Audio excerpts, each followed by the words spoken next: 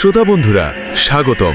আপনারা এখন শুনতে যাচ্ছেন অশরীরীর সেই বিশেষ মুহূর্ত, যেখানে রাতের নিস্তব্ধতা ভেঙে বেরিয়ে আসে বাস্তবতার চেয়েও বেশি বাস্তব কিছু ঘটনা।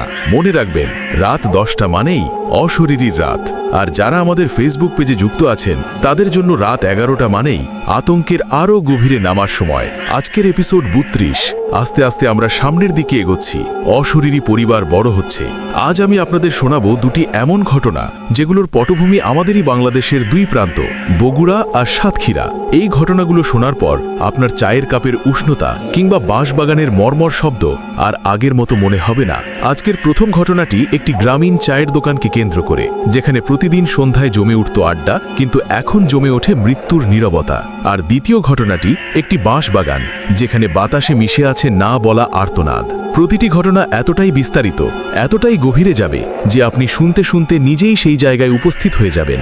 আপনার চারপাশের নীরবতা হঠাৎই ভারী হয়ে উঠবে, অস্পষ্ট কান্নায় ভরে। তাহলে সময় নষ্ট না করে শুরু করা যাক।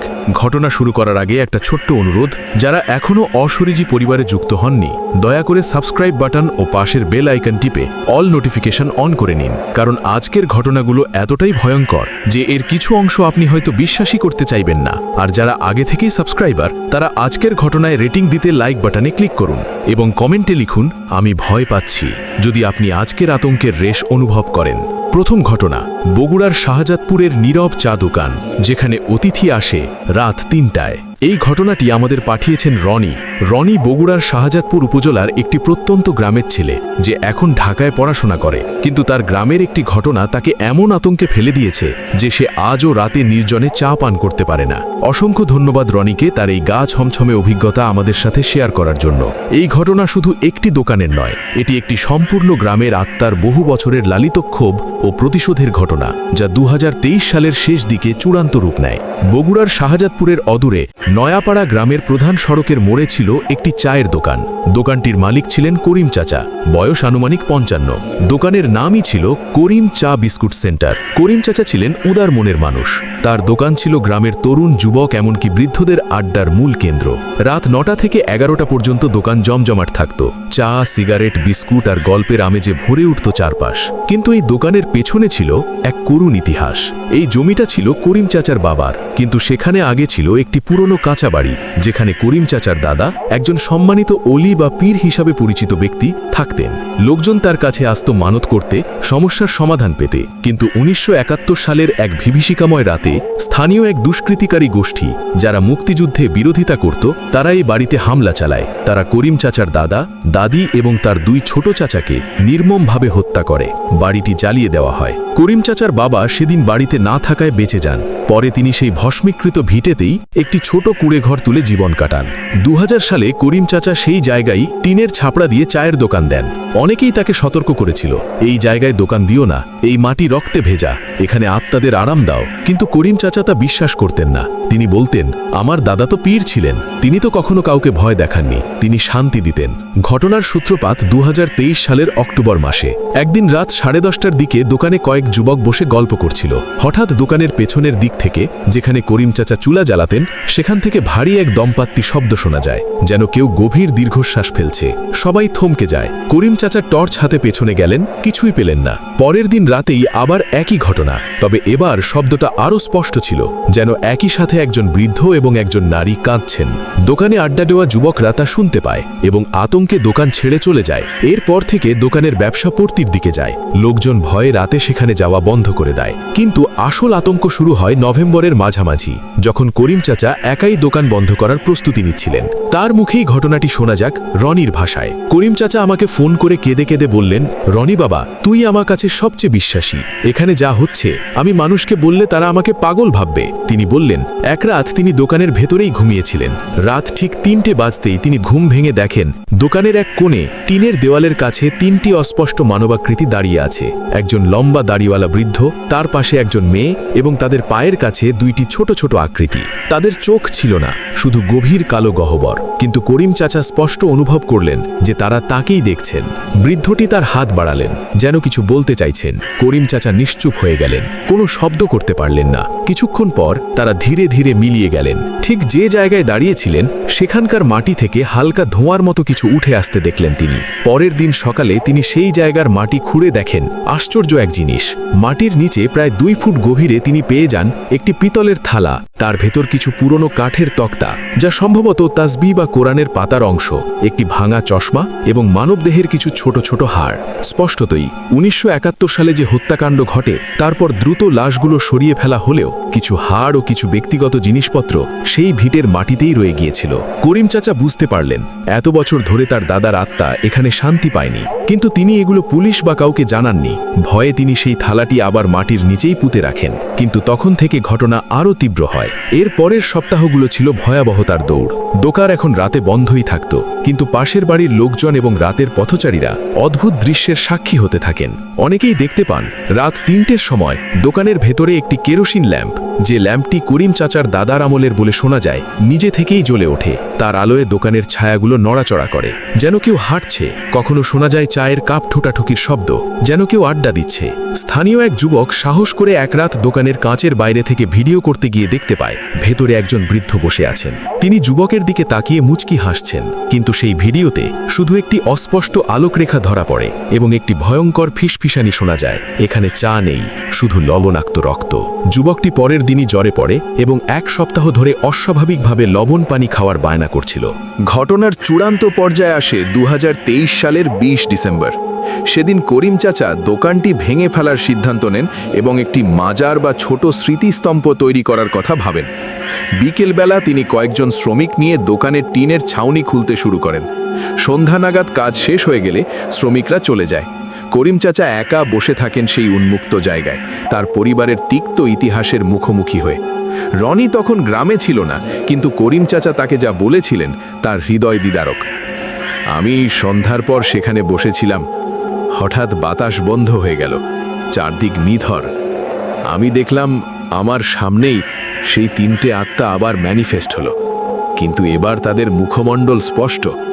আমার দাদা, দাদি আর আমার 2 কাকা, তাদের মুখে কোনো রাগ নেই, শুধু গভীর দুঃখ। দাদা তার হাত বাড়িয়ে আমাকে স্পর্শ করলেন। আমি কোনো ঠান্ডা বা গরম কিছুই অনুভব করিনি, শুধু একটা প্রচণ্ড শূন্যতা, এক অপার হারানোর ব্যথা। তিনি বললেন, বেটা, আমরা আটকা পড়ে আছি, আমাদের শেষকৃত্যটাও সঠিকভাবে হয়নি, আমাদের জন্য দোয়া কর, এই জমি আমাদের ছেড়ে দে। আমি কাঁদতে লাগলাম। আমি বললাম, দাদা, আমি করব। তারপর তারা মিলিয়ে গেল। কিন্তু করিম চাচা যা পরের দিন করলেন তাতে গ্রামে আতঙ্ক ছড়িয়ে পড়ে। তিনি স্থানীয় ইমাম ও গ্রামের মুরব্বীদের ডেকে সব কথা খুলে বললেন এবং ওই স্থানে একটি ছোট রোজা বা মাজার তৈরি করার অনুমতি চাইলেন। অনেকে রাজি হলেন, কিন্তু যেই দিন থেকে ওই স্থানে মাজার তৈরি শুরু হয়, আশ্চর্য ঘটনা ঘটতে থাকে। যে শ্রমিকরা মাজার তৈরি করছিল তারা প্রতিদিন সকালে গিয়ে দেখতেন তাদের রাখা ইট, সিমেন্ট, বালু কেউ যেন আলাদা আলাদা জায়গায় সরিয়ে রেখেছে। রাতের শিফটে রাখা এক প্রহরী শপথ করে বলে যে সে দেখেছে কয়েকজন মানুষ ইট সাজাচ্ছে, কিন্তু তাদের পায়ের নিচে ছায়া পড়েনি। একদিন রাতে সেখানে রাখা একটি পানির ড্রাম থেকে পানি শেষ হয়ে গিয়েছিল, কিন্তু ভোরবেলা দেখা গেল ড্রামটি পরিপূর্ণ। তবে সেই পানির রং ছিল হালকা লালচে এবং স্বাদ ছিল লবণাক্ত তেতো, একদম রক্তের মতো।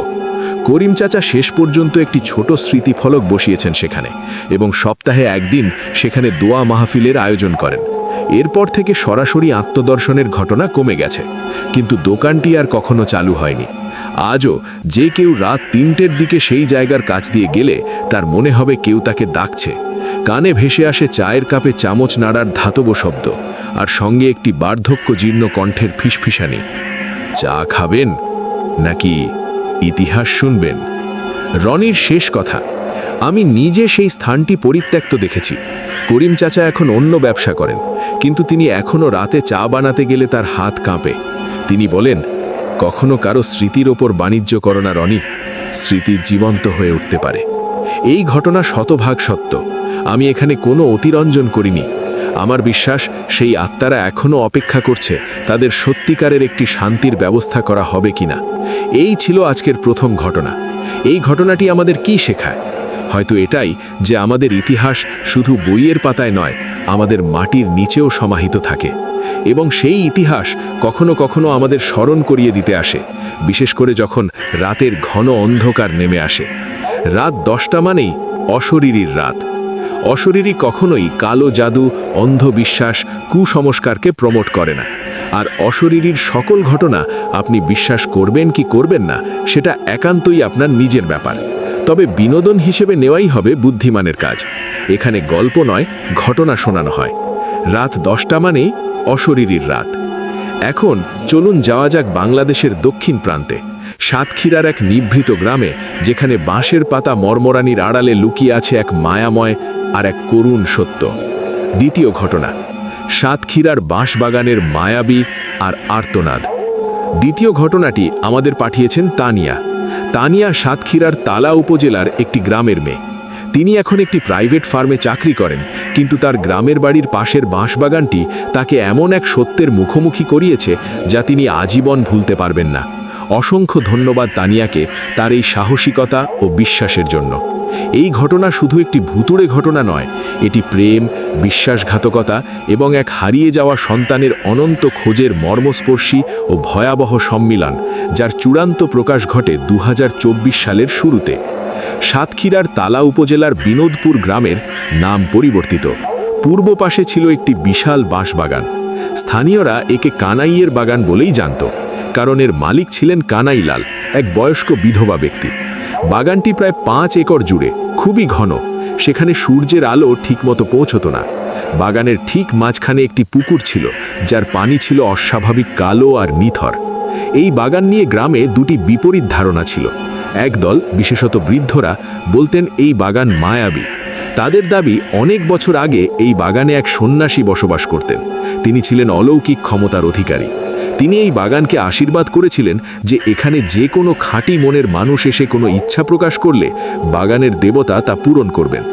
অনেকেই দাবি করতেন তারা সেখানে গিয়ে মনোবাঞ্ছা পূরণ করেছেন। কিন্তু অন্য দল, বিশেষত তরুণরা, বলতেন বাগানটিতে একটা আর্তনাদ শোনা যায়। মাঝরাতে বাঁশের ডগাগুলো যখন হেলে পড়ে, তখন বাতাসে ভেসে আসে এক করুণ কান্নার শব্দ, যেন কেউ তার হারানো সন্তানকে খুঁজছে। তানিয়া এই দ্বিতীয় দলের একজন ছিলেন না। একেবারেই অবিশ্বাসী ছিলেন যতক্ষণ না তিনি নিজের চোখে দেখেন। ঘটনার মূল সূত্র শুরু হয় 2021 সালে। কানাইলালের একমাত্র মেয়ে মাধুরী, বয়স তখন 22, গ্রামের এক কলেজে পড়ত। তার প্রেম হয় প্রতিবেশী গ্রামের এক যুবক সাগরের সাথে। কিন্তু কানাইলাল এ সম্পর্ক মানতে পারেননি, কারণ সাগরের পরিবার খুব গরিব ছিল এবং তারা অন্য গোত্রের ছিল। সম্পর্ক টানাটানির এক পর্যায়ে মাধুরী সাগরকে বলে সে গর্ভবতী। সাগর ভয় পেয়ে যায় এবং মাধুরীকে বলতে থাকে সে তাকে এখনই বিয়ে করতে পারবে না, তাকে ঢাকায় চাকরি খুঁজতে হবে। মাধুরী হতাশায় ডুবে যায়। 2021 সালের এক অমাবস্যার রাতে মাধুরী বাড়ি থেকে বেরিয়ে সেই বাঁশ বাগানের দিকে চলে যায়। পরের দিন সকালে তাকে পাওয়া যায় বাগানের ভেতর সেই পুকুরের পাড়ে, মৃত অবস্থায়। শোনা যায় সে আত্মহত্যা করেছে। কিন্তু আশ্চর্য ব্যাপার হলো তার শরীরে কোনো আঘাতের চিহ্ন ছিল না, শুধু মুখে এক অদ্ভুত শান্তির হাসি।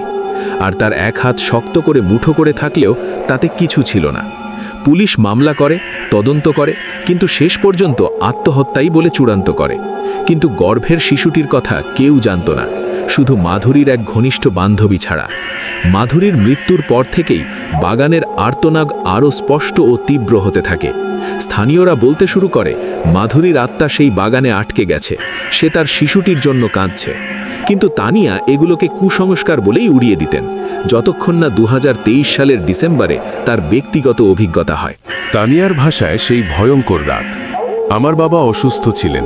ডাক্তার একটা হার্বাল ওষুধ দিয়েছিলেন, যার একটা উপাদান ছিল সেই বাঁশবাগানের এক বিশেষ লতা।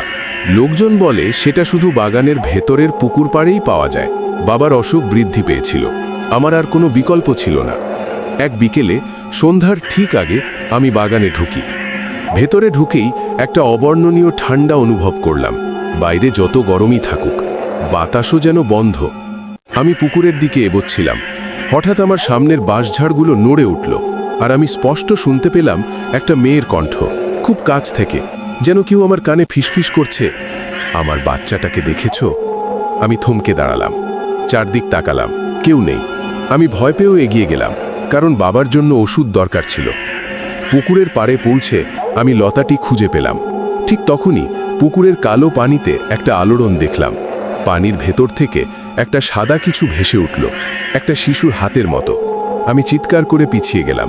তারপরেই আমি দেখলাম পুকুরের ওপারে একটা সাদা কাপড় পরা নারী মূর্তি দাঁড়িয়ে আছে, তার হাতে একটি শিশু জড়িয়ে ধরা। কিন্তু সেই শিশুর মুখটা ছিল অস্বাভাবিক রকমের কালো, শুধু দুটো চোখ জলজল করছিল। মেয়েটি আমাকে দেখে মৃদু হাসল, তারপর পুকুরের পানিতে পা দিয়ে ধীরে ধীরে নিচে নামতে লাগলো। পানির নিচে মিলিয়ে গেল। আমি দৌড়ে বাগান থেকে বের হয়ে আসি।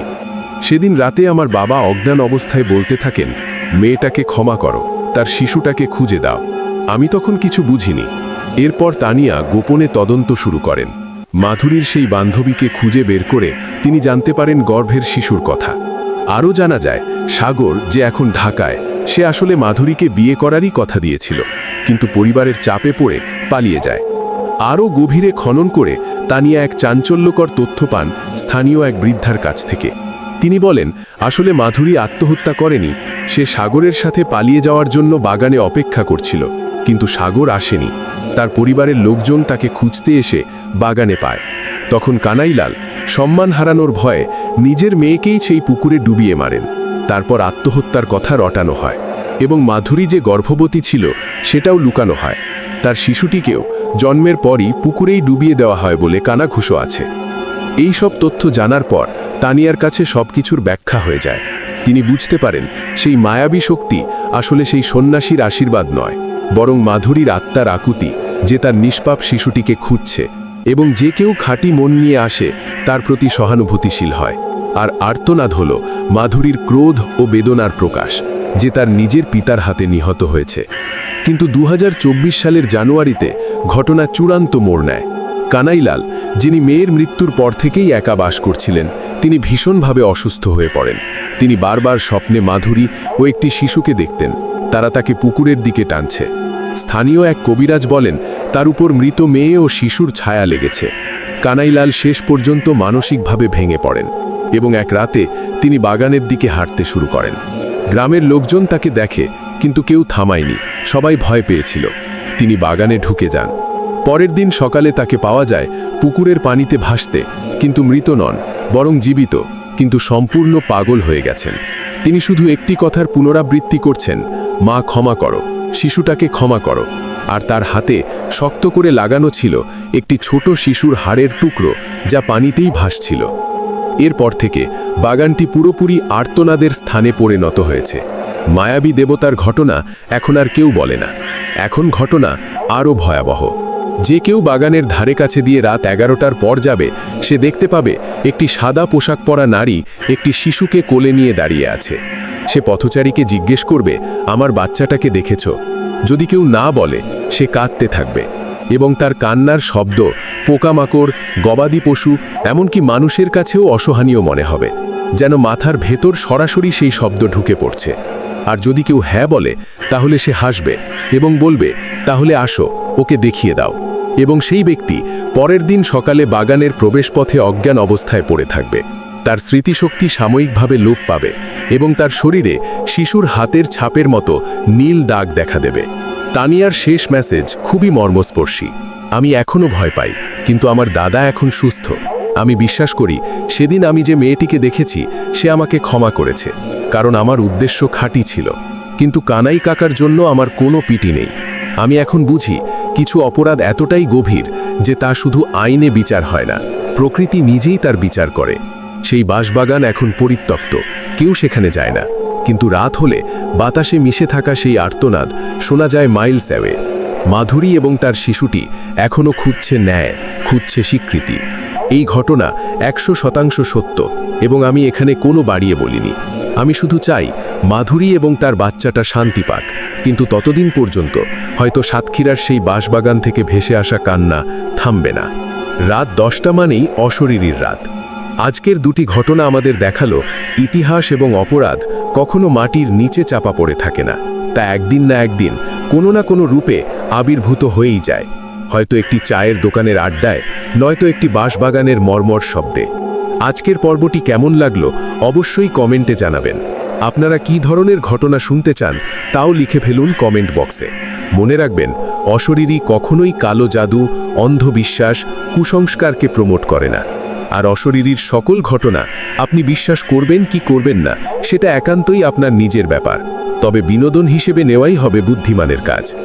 আপনারা কেউ যদি এমন কোনো অভিজ্ঞতার শিকার হয়ে থাকেন যা বিশ্বাস করতেও কষ্ট হয়, তা আমাদের সাথে শেয়ার করতে পারেন। আমাদের ইমেল অশরীরীয়অফিসিয়াল@gmail.com এ লিখে পাঠান। আর ভুলবেন না, আমাদের ফেসবুক পেজে যুক্ত হতে অনুসরণ করুন, কারণ রাত 11টা মানেই আমাদের ফেসবুক পেজে আরও এক গভীর স্তরের আতঙ্কের শুরু। আগামীকাল রাত 10টায় আবারও দেখা হবে নতুন কোনো ভয়ের ঘটনা নিয়ে। সে পর্যন্ত ভালো থাকুন, সুস্থ থাকুন, সুন্দর থাকুন, নিরাপদে থাকুন। আর যদি রাতে চা পান করেন, খেয়াল রাখবেন আপনার পাশের সিটটা খালি আছে তো নাকি। শুভরাত্রি।